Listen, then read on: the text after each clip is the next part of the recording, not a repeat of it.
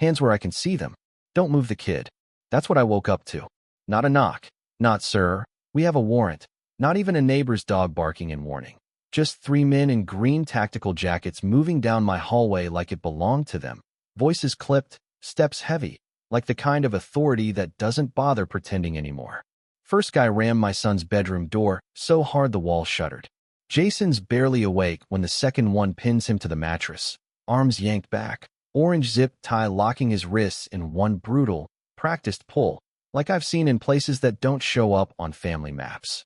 Never in my house. Never on a kid's bed with soccer medals on the dresser and his little sister's artwork taped to the door. Third guy, clipboard, body cam blinking, reads from a script that makes my blood run cold. Minor 714A, pre-removal safety hold authorized. That voice had no place in my son's room. I didn't yell, didn't demand a badge, just stepped in the doorway and told them, calm as ice, let go of the boy. The lead man cocks his head so the lens catches my face. Doesn't even look at me, just says to the camera, guardians who interfere are escalated under phase 2. Stand down. I know that language. Used to hear it with a rifle in my hands, somewhere far away, someone else's blood on the tile. Hearing it in my own kitchen, as a father? That was vertigo. I didn't plan what happened next. Just moved. Heel outside his knee, elbow into his ear, felt the joint give with a dry pop. Jason uncurled. Second guy got his wrist trapped against the bed frame. Pressure until he let go. Clipboard man went for his baton, but my elbow cut his breath and dropped him. All 3 on the floor before Jason even exhaled.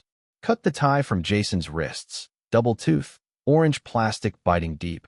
Not the kind they use for lost dogs or HOA citations. He's pressed to the wall like I taught him. Hands visible, stay silent. Don't move unless I say so. Body cam still blinking red. 3 men down, a father standing, his kid in the right hands. Not evidence. Narrative. That's when I see her. Karen, hallway queen, stainless tumbler in one hand. Phone up, already filming. Not scared, not even surprised. He resisted, she says, calm as you please. Not he attacked. Just resisted. One word, enough to flip a father into a threat, a case number, a headline. I look at the lens, not her. They restrained a minor in his own bedroom without a warrant. She never breaks eye contact with her phone, just talks into it. Send medical. 3 injured, guardian present and agitated, minor on scene. That's all it takes, agitated, not violent. Just enough venom in one word to twist a report. Outside, a car engine idles down, then 3 flat knocks on the front door, the kind that says you don't have a choice. Police. Open the door. I check Jason. Make sure he's calm, hands open, back to the wall. I open the door, 2 cops under the porch light, cameras running. Behind them, a man with a tie, eyes like he's seen this scene before. Hands, sir. I raise them. There are 3 men in my son's room.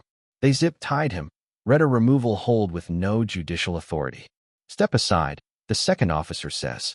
I will, but look at the color of the zip tie. Orange, double tooth. HOA doesn't use orange. The older cop tells the rookie, record that detail. Down the hall they go. One sees the marks on Jason's wrists and his jaw sets. The other glances at Karen, then the camera blinking on the floor. Who put hands on the minor? They did, I say. I removed them. He attacked us. One of the men rasps, loud enough for the body cam. That line isn't for me. It's for evidence. Older cop watches the scene. Orange plastic bite on Jason's skin, body cam still rolling, Karen's phone. He doesn't nod, just knows when he's seeing something staged. That's why I'm telling you this. If I don't, their version wins.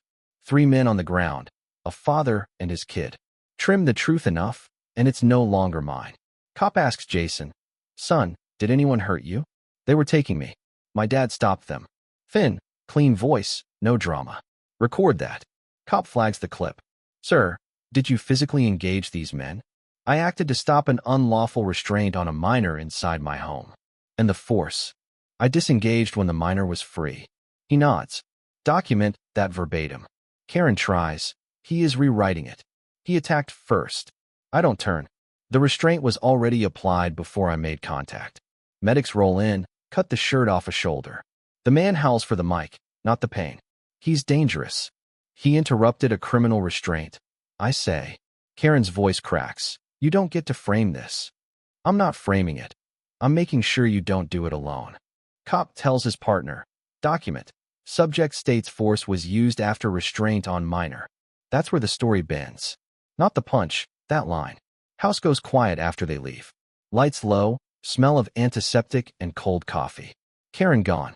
Jason at the end of the couch, orange marks bright under the lamp. I move toward him.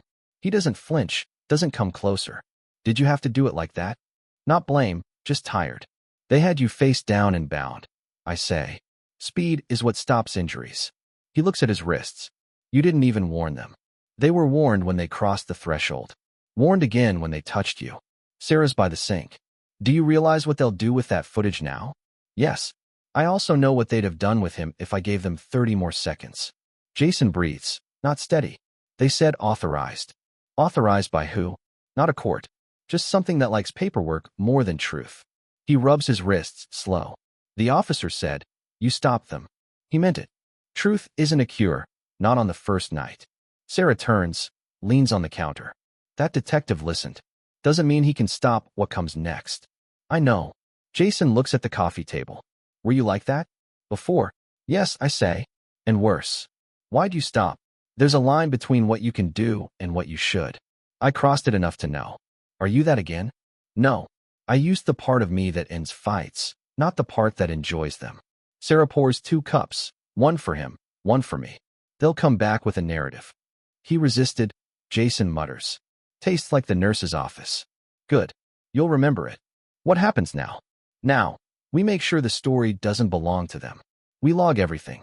Times, words, devices, colors, who said what. Nothing drifts. Like with the dog in the park? Exactly. Nothing sharp, nothing to misread. But we don't back up. He stares at his wrists. I can still feel it. Not pain, just the idea of it.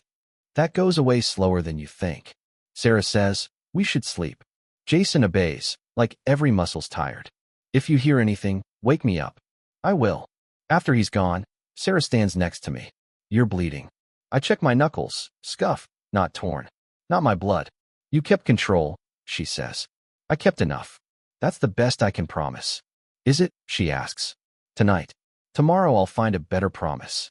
She watches me like you watch the road on a mountain drive, listening for trouble. You need to write it down. I will. Legal pad. 3 lines. They restrained a minor. I stopped it. Cameras were on. The oven clock's always 5 minutes hopeful. Sometimes telling a child you're there is louder than being there. Then the knock. Neighbor, not police. Door opens, concern painted on her face. Just want to make sure your son's safe. Badge on a lanyard, County Family Services. Voice warm, practiced mercy. I step back. Jason sits on the couch, sleeves down, hands clasped. She asks her questions. Is he safe with you? Yes, because I stopped an unlawful restraint. Events can be unlawful and still create trauma. Sarah, from the table, he stopped an abduction. That's the fact. CPS. Do you feel safe, Jason? I'm fine. Do you feel unsafe when your father is upset? He wasn't upset. He was stopping them.